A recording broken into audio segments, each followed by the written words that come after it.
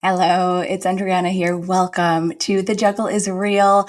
Today we're diving into a topic that it comes up again and again in my conversations with other moms, with my friends, with listeners in this community.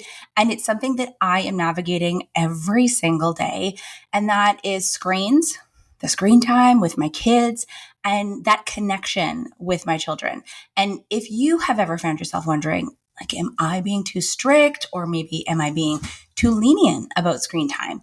Or maybe you're thinking, am I losing touch with my child, my preteen, my teen who is on screens a lot, playing video games, or maybe lives on their phone? Or maybe you're wondering, like, how much does my own phone use impact my children and my relationship with my children? So if you've ever thought any of those things, this episode is for you. My guest today is Randi Crawford. She is a certified life coach who has helped hundreds of parents and kids and teens and young adults navigate the emotional ups and downs of modern day family life. She is known for her no nonsense, no BS, relatable approach. And Randi brings clarity to the messy middle of parenting today, that loosening control without losing connection, and raising confident, resilient kids in this digital world. Randi has a fascinating background. Before she became a coach, she co-founded Women First Healthcare, reaching millions of women with holistic health solutions. And today she brings that same wisdom to families, helping parents and kids alike bridge that digital device gap with humor, with honesty, and with real life tools. So in our conversation today, we are going to cover how to set healthy screen boundaries without the constant nagging and battles, why our own digital habits do matter more than we think, and some practical ways to foster resilience, the independence, and the confidence in our own kids. We also are going to talk about how to stay connected as our kids begin to grow without being that overbearing parent. So grab your coffee or pop in those earbuds, get on that walk, and let's get into this timely, important, and really refreshing conversation with Randi Crawford. This is the Juggle is Real podcast.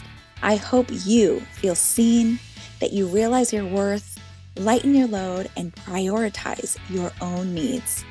As we hear from leading experts and well-known faces in the wellness, entrepreneurship, education, and motherhood space, I hope you gain insights, proven practices, and learn actionable tools to help you enjoy the juggle of work, family, and everything in between with a little less stress and a lot more ease, joy, and fun.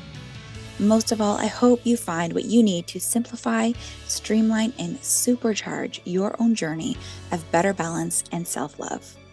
Are you with me? Let's get started. This episode of The Juggle is Real is supported by Whirlpool. You know how back to school season feels like everything is kicking into overdrive. We've got lunches, practices, homework, work. Honestly, the kitchen becomes command central. And one thing that will make life smoother in our house is having tools that actually keep up. For example, the new 36-inch Whirlpool French door fridge has an amazing family size capacity. With flexible organization, it keeps up with all of our needs, like having a grab-and-go snack zone for the kids and room for lunches that I like to prep the night before. This is a game changer for mornings. And for cooking and cleanup, Whirlpool's new 30-inch range has a wipe clean coating, which makes cleanup a breeze, as well as a no preheat air fryer feature for making weeknight dinners on the fly. So if something inevitably bubbles over or someone spills little hands while helping, it wipes off with just water. No scrubbing, no harsh chemicals, no stress. It's amazing. The truth is that for me, when the kitchen works, our entire family routine flows better. It's those little wins, like a fridge that fits all the things and a cooktop that makes cleaning up easier, that give you back time and energy when you really need it most. So as we dive into fall, remember, smoother routines don't have to be complicated.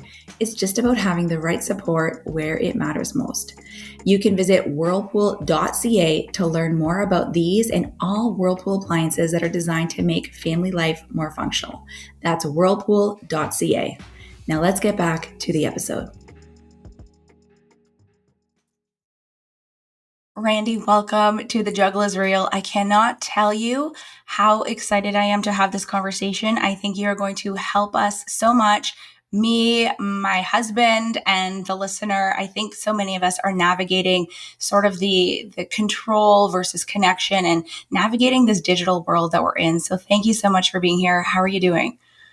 I am wonderful, and thank you so much for having me. And I hope I can help you. I definitely don't have all the answers, but I think that we can find a happy medium when it comes to raising kids in the digital age, which is very complex and nothing like we grew up at all. And constantly changing, right? So I think it's just this interesting thing that we're all going through in real time. And like you said, like we are the guinea pigs, right? Because we're the first generation who are parenting our kids with, digital devices that are so prevalent in our lives.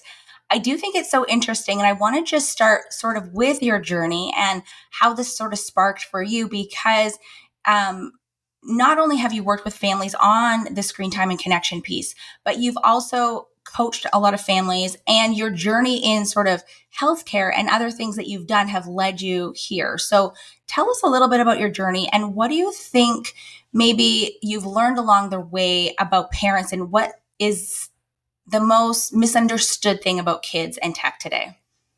Well, I started my journey in women's healthcare several years ago. And so I was the co founder of a public healthcare company. And when that ended, I became a full time stay at home mom, which I believe is the most important job we can do, right? Mhm. Raising good humans who contribute to society and whatnot. And before long, I just started realizing that, my time being a stay at home mom, it went quickly, like 1 year, 5 years, 10 years. And I'm like, I have to do something. And I think a lot of us just get stuck thinking like we have analysis to paralysis. What am I going to do with my life? And I was in that phase for a very short time when I realized I just need to do something. And so I took this step and I started working in a retail store, which is funny because I don't know, I think it's a little more than 6 years now. 6 years later, I still work there once a week because it's just very fun for me. So I think once we like take a step out and we start doing something, anything, that leads us down several different paths. And Mhm. ironically, I work with a lot of the women I work with obviously are much younger than me. My managers are much younger than me. And the girls in, that are my colleagues are all college age girls. And so when I started the life coaching, initially it was to work with women that are more my age because I understand menopause and I understand this phase of life. And oddly, all these women wanted me to work with their daughters. And so I obviously made the pivot because I love working with young women. I love helping them build confidence and feel good about themselves. I'm very, very passionate about that, actually. So the pivot was unintentional, yet a fantastic one. So here I've sort of combined both of my lives when I work with the young women on the weekends into what I do all week, which is working with young adult women and their moms to help them navigate the world that they're in right now. And, to your point, a lot of what is going on right now is so much insecurity about where these girls stand in the world because social media has just made them, it has just taken them from these beautiful, vibrant, once very confident, silly, goofy young women into like, oh no, you know what I mean? Did I say the wrong thing? Did I do the wrong thing? Did I wear the wrong thing? Am I friends with the wrong people? It's just made them question everything. And it's a dagger in my heart. Like, stop looking at the social media and thinking that that's defining who you are.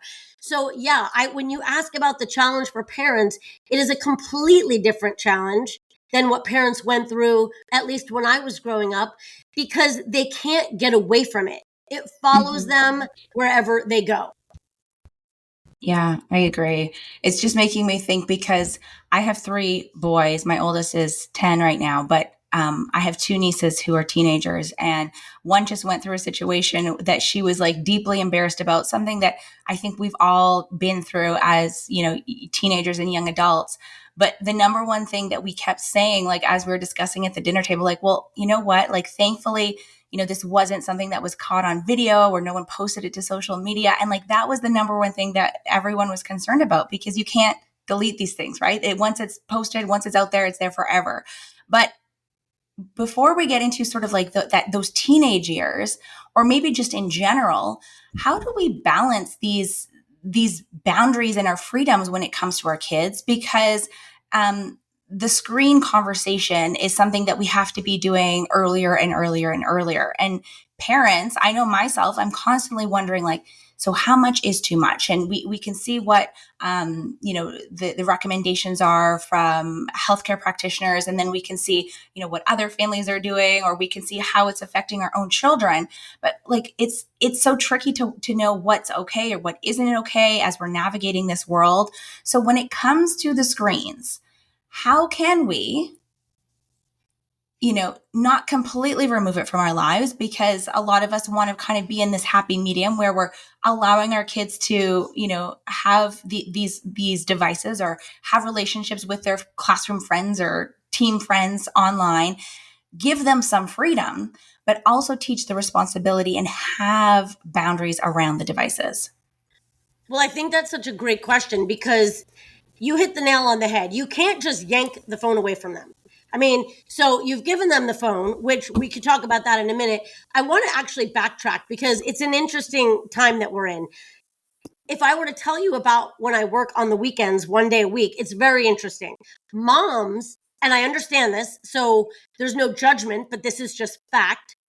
Moms want their time to go shopping, right? So you have no idea how many moms I see push a stroller into the store, a stroller with a 1-year-old. And that 1-year-old is like this, staring at a screen. And we get a lot of dogs that come into our store, puppies. It's just so amazing. These little kids in the strollers, they don't even have the wherewithal to put the screen down and notice that there's an adorable little golden retriever puppy right next to them, or, notice something interesting that's going on in the store. So I think before we even get to the 10-year-olds, I would like to say that to the moms, and I understand that they want their mom time, but when you do this, when you hand your 1-year-old an iPad, at, you are literally robbing them of this experience of having to understand what's going on in the world around them. Imagine these kids when they're 10, 11, 12. They will have no social skills whatsoever, because all they know is a screen. So let's say that we're now at the age where you're at, and where, the kids are, probably 7 through 10 or whatever, and they have their screens, and you want to figure out boundaries. I think that the younger the kids are, the more we want to keep them off the screens. Much more realistic and much easier. We'll talk later about the teens because that's more complex. But the younger the kid is, it is so critical that we spend family time instilling the values, making memories, teaching them outlets to find like their little own dopamine hits that do not involve getting on a screen and staring at a screen, because that's going to become their coping mechanism. That's just what they know. It won't be their fault. It's our fault. We're the parent. And so when parents say, well, the train has left the station, no, it has not. You are the parent. You gave your child the phone or the iPad.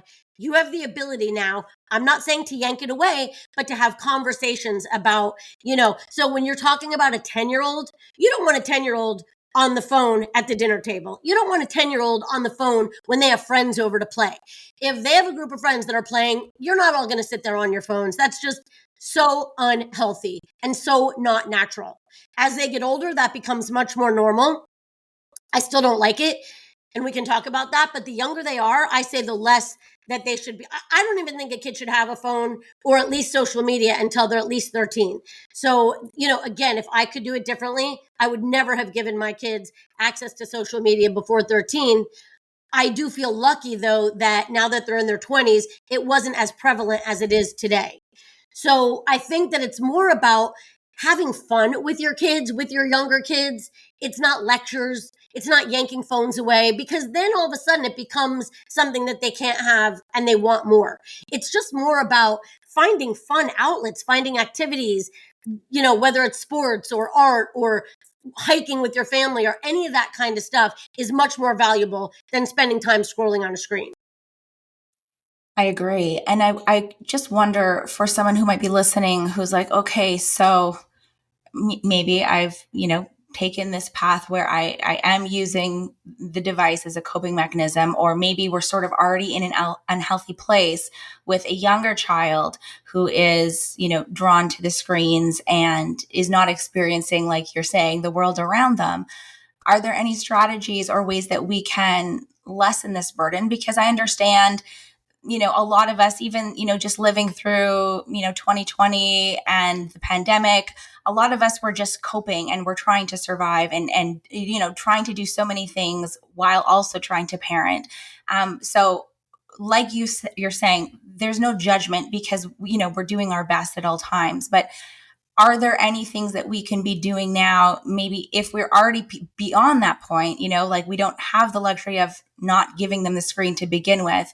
How do we then, in a loving and kind way with a child who might not quite understand, like, well, this is what I've always known. How do I live without it? Like, are there gentle ways that we can do this with our children that is going to support them and support the family dynamic?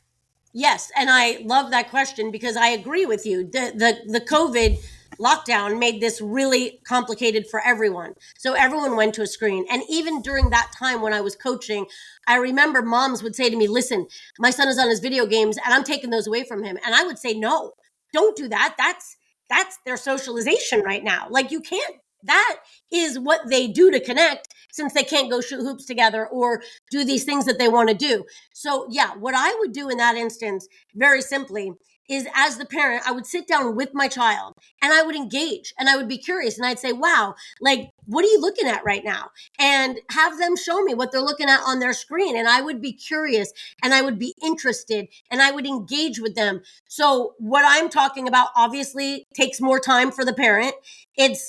Parenting isn't easy, right? So I'm not saying any of this is easy, but one thing that I think is really important for parents to remember is that the quality time that you spend with your kids is much more important, even if it's, let's just say 20 minutes versus an hour of you're with your child, but you're like this and, you're like listening, but you're like, looking at your work and your emails and you're, hold on a minute.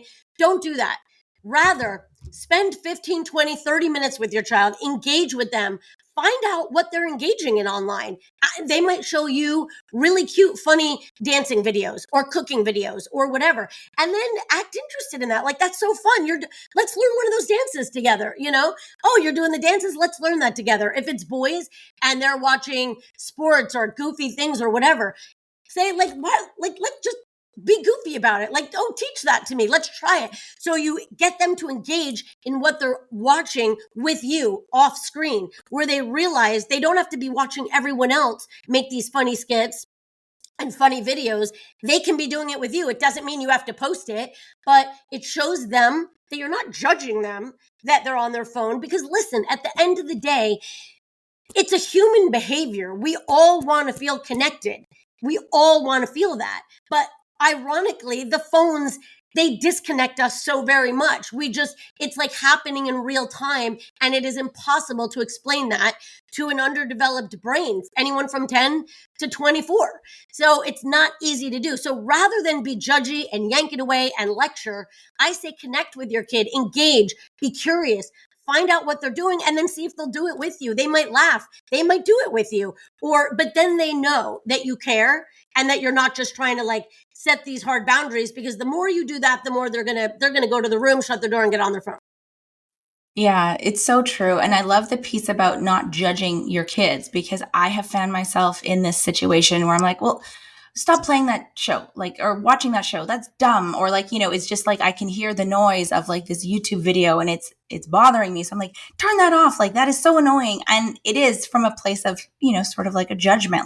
But another thing that you said really with that connection is that we want to be connected with one another. Our kids want to have that connection, but we're finding that there is this gap right now. I love what you were saying about, how the screens aren't always the real problem, but it's that disconnection that can come with them, and how we're all really just looking for that connection, right? Whether it's children looking for connection with parents or friends. And I've noticed just myself personally in our home that often, when we're looking to do things, just grabbing a screen or turning on the TV can just be the easiest thing, right? And the automatic response is just like, turn on a video game or do one of those things. And so there's resistance when it comes to, say, like asking them like to go grab a board game or saying, let's go for a bike ride. But my kids often end up loving and enjoying and wanting to continue doing these things after there's like a bit of that, like, no, I don't want to, I just want to play a video game. Right. So I know you've kind of talked to us about taking interest and not judging our kids for what they are doing when they're on their devices. But do you have any simple or realistic ways that we as parents can create these connections at home that are more meaningful, even when sometimes the kids are saying, no, they just want to be online? Okay, again, I love that question because I think sometimes we as parents think that everything has to be like this big grand gesture, like, okay, we're gonna have, people have a name for it, forced family fun, right? Forced family fun sucks. Nobody wants to do that. What they want to do is have this connection. And so the way you find that, I call it using micro moments. So just think really, really small, because it's like this with anything, whether we're trying to teach our kids how to build confidence, how to, deal with when they lose something. Small moments build up, and a lot of little small moments become bigger moments and become bigger moments. So I'll give you an example. It's kind of funny. Our son graduated college in June, and he had been looking for a job for a while. And he came home this summer and he lived with us until he found a job and moved out. And every single night after he ate dinner, he would say, let's go for a walk. And it's funny because I work out every morning. I play my pickleball. I do all my things. I'm so tired at the end of the night. I don't want to walk. I want to literally chill out, like just sit on my couch, drink my Topo Chico and do nothing. And every single night without failure, we would start out and it would be my husband, myself, and our son. Our daughter's in Chicago, and we would just walk down the street. And I cannot even begin to tell you how amazing these walks became. Because at first I was the one that was resistant, and I'm the one with all the energy that always wants to be working out. So for me, it's like, ugh, I don't want another workout at the end of the day, but it wasn't a workout. It was literally a walk. The first night we just went to the stop sign. It was like a 5-minute walk. Then the next night we went to the end of the street. And before we knew it, every single night, the three of us would go for it became like a 15, 20-minute walk. And there was no grilling. There was no, like, I wasn't acting like a dog, like, tell me about your day, tell me everything. How were the interviews? How did they go? How'd you do? Were they good? Were they bad? None of that. Right? Like, it was just chill. Like, we just walked, and it was like, now that I think about it, because he's gotten a job and moved, I mean, I was so sad because I really looked forward to those walks. But it was such a micro moment. And the funny thing is, it was his idea. He's the one that said, hey, let's just go for a walk. I think he just kind of wanted to move around after he ate. And it turned into like discussions about what's going on in the world, whatever we wanted to talk about. It was nothing forced. And so I would say, why don't we get curious and let our kids come up with, hey, like, what do you want to do for 5 minutes just as a family? Not forced family fun, nothing big. We don't have to play a big game of Monopoly, which could take like 3 days, nothing like that. But you know what I mean? Like, that could take weeks for all I know. But like, just something that's a micro moment. What if your kid, my daughter loves to get, what is it, frozen yogurt at this place that's about 15 minutes away. So when she's in town, we always go to the yogurt place. What is something small that your kids really enjoy, and you make a little moment out of it? And before you know it, these moments become really fun. And then they start saying, hey, let's go for that walk, or let's go get that froyo, or let's go take the dog to the beach. Like, that was so fun. The dog loved it, and we love washing the dog. But it's just, you find those things and you make them really small until your kids actually start to enjoy it and realize, I enjoy spending time with my family. I'd like to just add this because I find it so important. One thing that I would say, and I tell everybody this, that I regret the very most, is that when my kids were in high school, when they were older, there was so many sports and so many different schedules. I cannot begin to tell you. And we fell prey to the, like, check it off the list, check it off the list. The daughter's home at 7, the son's home at 11. They eat when they eat. And I never, ever forced family dinners. And I am telling you, I have one friend out of like tons of kids on these teams. She always forced this one family dinner a week with their family. And I even remember when she did it. I was like, God, I can't believe she's being so strict. Like, all the boys are going to In-N-Out, or all the boys are at the beach.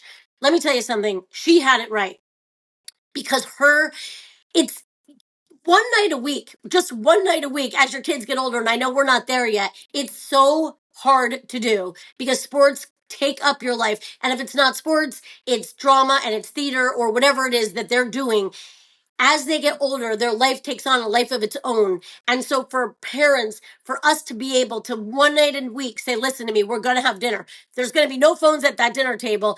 And because the more the time that we spend with them, the more we are enforcing our family values. And that is everything. That's where our kids are going to get what they need so that when they now go leave the house and go to college or go to community college or get a job, they have a foundation to build from. They can then look inside of themselves instead of looking at a screen and looking at influencers, which they're doing right now, for answers. I love that you're saying, these micro moments matter more than we can imagine. And sometimes I think with so many different aspects of our lives, but we just think, oh, it doesn't matter. Right. And the forced family fun, I have to laugh because I'm the one who's like, let's have a game night, or I'm trying to indulge in these huge games of Monopoly or whatever it is. But to your point, we don't often have these huge pockets of time, but can we take the 5 or 10 minutes to do something that's, of interest to our children so that we can create that connection in these small doses, because it totally adds up. And it's interesting what you're saying, with sort of the mirror effect, because oftentimes, and especially if people are self-employed or they run a business or, they're working from home, I think this big topic that has to be addressed without judgment or blame, of course, is our own screen habits as parents. We are part of this first generation of adults who are growing up using smartphones and devices in so many aspects of our lives. And I think many of us have developed our own maybe bad habits when it comes to being on our phones. And I am guilty of this too. I am not saying that preaching from the top of the hill saying I'm doing it right. But I want to talk about how much we are being models for what our kids are seeing, right? So first of all, talk to me about this. And then can you share any small shifts that we can make that will have a big impact and make a big difference in the lives of our children and what they're seeing with their parents, us? Well, I mean, you said it nicely. I would say it less nicely. We don't have bad habits. We're addicted. We are all addicted to our phones. We are. Mm-hmm. We wake up and we look at the phone before we do anything. We literally bring the phone to the bathroom. We bring it to us when we brush our teeth. So for anyone to say they're not addicted to their phone, God bless you. I will say that my stepmom is the only person I know on the planet that I can call 1,000 times and she doesn't answer her phone because she never has it on her. Other than her, I don't know a single person in my life that can't say that. I remember Simon Sinek once saying that if you bring your phone with you from room to room, you are addicted. And I remember saying, Simon, hi, I'm Randi and I'm an addict. So yeah, to say that it's so easy to not be on your phone is a ridiculous thing to say. But it is, I want to say again, it is more important when you are with your kids to spend that quality time with them without a phone in your hand. It is everything. Our kids are sponges. They watch us. And we forget that because we just, we're living together and we're a family unit. It's like this nuclear unit, and they know we have the phone. We know we have the phone. We might have it out while we're cooking because we're watching a video. We might have it out because, they know that we're waiting for a big email from work, but it doesn't matter. If we're having the micro moments, the family time that we are insisting on, that is the time where we absolutely have to model not having a phone on our person. Now, do we have to make a big announcement? I'm putting my phone away so I can be present with so and so. I'm not one of those people. I don't roll like that. That's just not me. I think life is more organic than that. We just simply make sure that our phone is away and it's turned down. Like if our child comes to us and wants to talk to us, or if they just played a sport, they played a soccer game, And they come to us and they're all excited.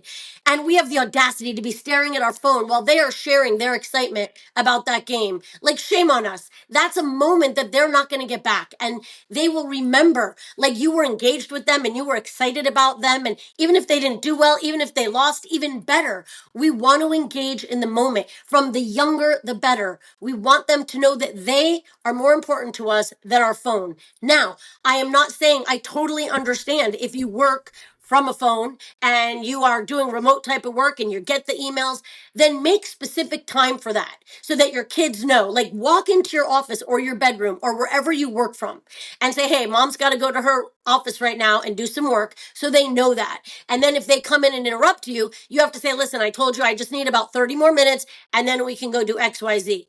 But then when you go do X, Y, and Z, you are with them. You are fully with them, because it's just really important to remember that everything we do, they do. They see it, they watch it, they mimic it, and it's so easy to forget that. I really agree with you. And I know that we have some work to do, but I think that, to your point, is like having the dedicated times and being able to put it down. I've seen even things like there's like the box, like put it in a box. If it just, like, sometimes we just pick it up, we bring it with us. And like you're saying, like, we are all addicted. And so, changing these habits slowly but surely, I think it's only going to not only help ourselves, like, because our attention spans are now getting shorter and shorter, but support our children as well. I do want to talk about as our kids are getting older. But before I do, any last thoughts on, encouraging that real world resilience, improving the social skills with our kids and that independence? Any tips for, limiting the screens, setting boundaries around the screens without feeling like you're constantly nagging or making it into like a big ordeal? Well, so much you just said. If I were to tackle the first piece of what you just said, it would be the the way that we build the resilience in our kids so that they realize that they can problem solve. I always tell my kids, it's not about, like, if you mess up, it's never ever about the mess up. Let's call it a crime. It's never about the crime. It is always about the cover up. So if you make a mistake, right? In my house, like, there is no victim mentality. If you make a mistake, own the mistake. And it's how I watch you get back up that's going to show me whether or not you have resilience and grit or not. It's not ever about, I made a mistake, I'm going to hold my head down. That's not the way that we roll. And that's not when I work with clients, and they'll tell me things that are bothering them. I always just tell them, listen to me. It's about how you deal with it. That's everything. We all make mistakes. None of us are perfect. None of us should be perfectionists, but we want to just keep going. That's the grit. So when it comes to the screens, it's about, we want our kids to feel like they have ownership, right? We all love to control and we all love ownership of something. So when they realize, you know what, you let them know, you can control that screen. Don't let that screen control you. You can control it. So why don't we talk about, like, a good amount of time that you think that you should be on that screen today, and let's see if you can, let's see if you can do it. Let's see if you can hit your goals. You know what I mean? But flip the script so that they feel that they're in control and that they are making the decisions. It's not like the screen is controlling them, and to where it's the point where they're doom scrolling. But we could talk about the building resilience like forever. And I mean, I hope we do, because that's really my favorite subject, because we are living right now in a society where everything is someone else's fault. Everything, nothing is my fault. It's all my teacher's fault, my coach's fault, my parents' fault. No, it's not. We need to start taking responsibility and dealing with things. And as parents, we need to support our kids, but we have to stop, like, paving the way and getting rid of all the obstacles for them, because we are turning them into victims when we do that. Taking ownership for their own devices and the use of their devices, I think, is just genius. And flipping the script, as you're saying, to have that conversation from a place of openness and working together versus as a parent trying to control your child, I think is absolutely golden. Thank you for that, Randi.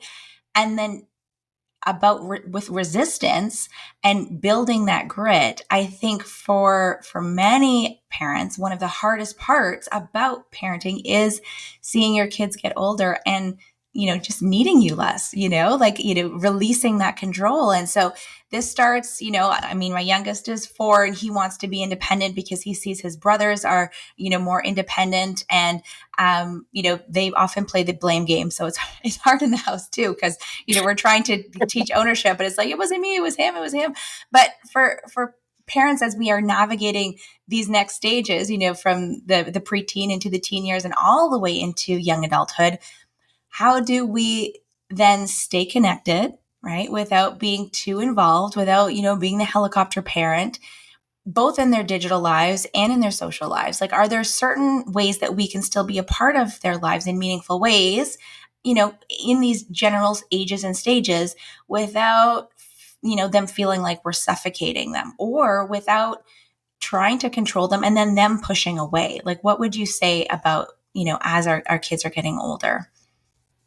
I think that, listen, this is everything I'm saying is sounds simple, but it is not easy. So I know this as I say this. Mm-hmm. But as our kids get older, you're right, they do need us less. Number one. Number two, they're pulling away a little bit because they need to. They need to establish their own independence. And who are they and what are they like? All of a sudden they're like, okay, well, now I've built up who I am from mom and dad, but who am I? Maybe I don't agree with my mom about X, Y, and Z. So we have to give our kids grace to have their own lives, to have their own opinions. And the way that we stay connected, though, is this is very simple. We have an open door policy 24/7. Our door is always open. And if you want to come talk to me, I am going to listen. See, and I say this a lot, but this is fact. As a mom, when our kids come to us and tell us something, this is what we do.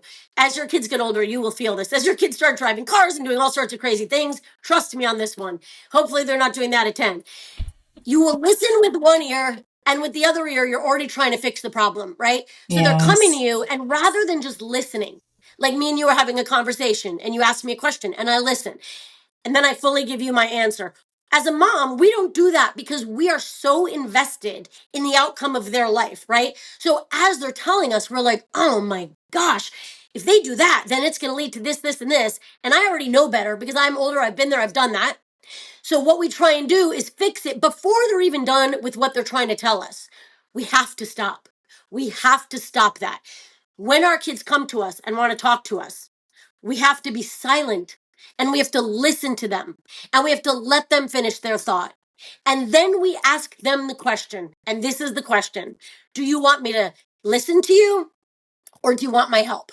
Like, do you want to vent or do you want? So it's a very distinct question because we jump into help. That is a visceral mother response. And I did it all through high school. So I am not saying that this is easy. In fact, the number one argument I would get into with my son, who would always fight with me about the same thing, is like, Mom, let me finish. And I'd be like, no, I know what you're going to say. I was so guilty of this because you know what they're going to say, but you don't. And by the way, the minute that you let them finish their thought, all of a sudden they're like, wait, what just happened? Like, she's not jumping in. She's not telling me what to do. She's not trying to fix it. And I'm telling you, when people say, how long does it take to build this relationship? It's like flipping a switch. It can happen that fast. If you allow your kids to come to you, talk to you, fully listen to them, and then not judge them, but ask them what they're looking for, you change the relationship on the spot. It's like it's crazy. So we listen fully. Mm-hmm. We do not interrupt them. And then we ask them, do you want me to just listen and be here with you? Or do you want my help? Yes. And yes. And yes. I love that. I love that. Now, we're going to be wrapping up soon, but I know that you have some go-to tools that can support us. So for the parent who's listening, who's just like fed up, exhausted, at their wits' end with the screen time battles or with, the situations, like you said, the things that are happening again and again in their home. What are 3 small, like your Randi no BS tools that we can try this week to reduce the conflict and build more of that connection with our kids?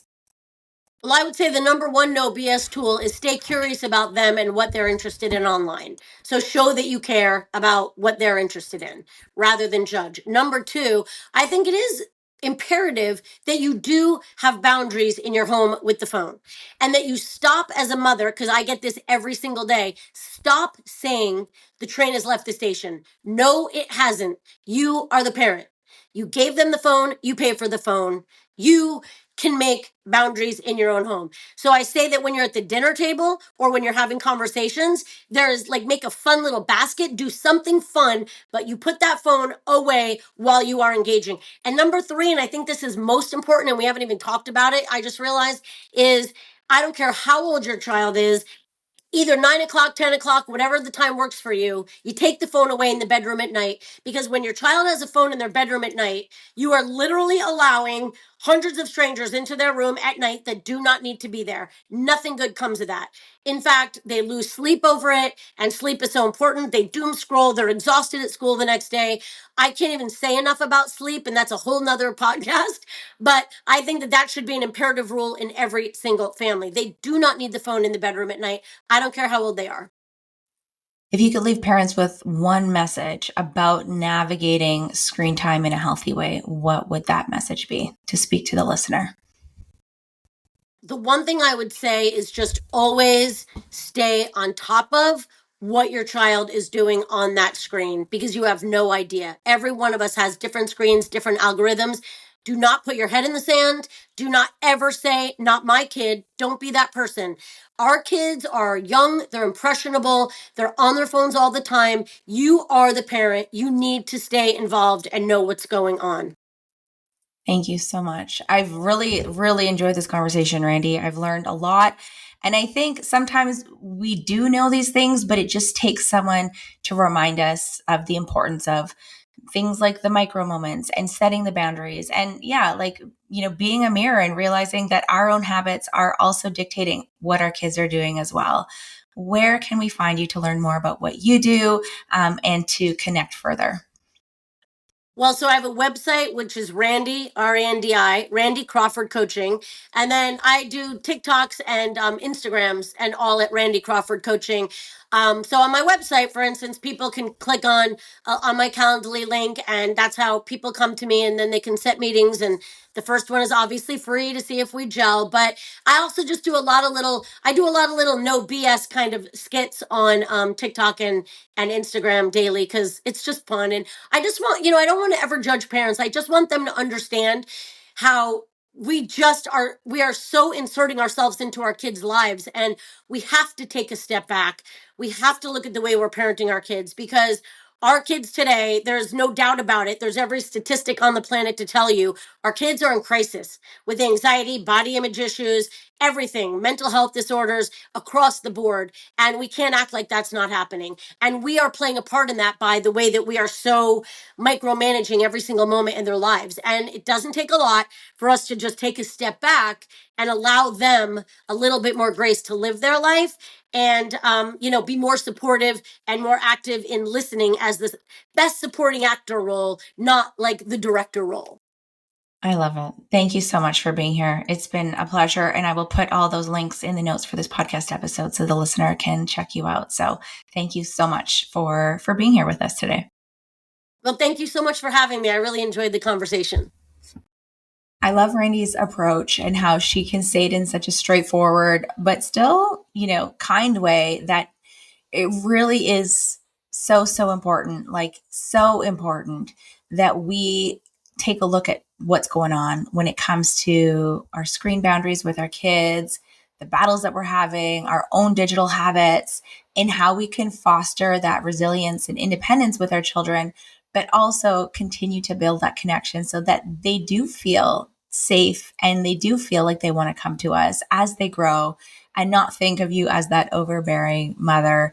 I mean, we can't go back to how we grew up. We can't go back to absolutely nothing.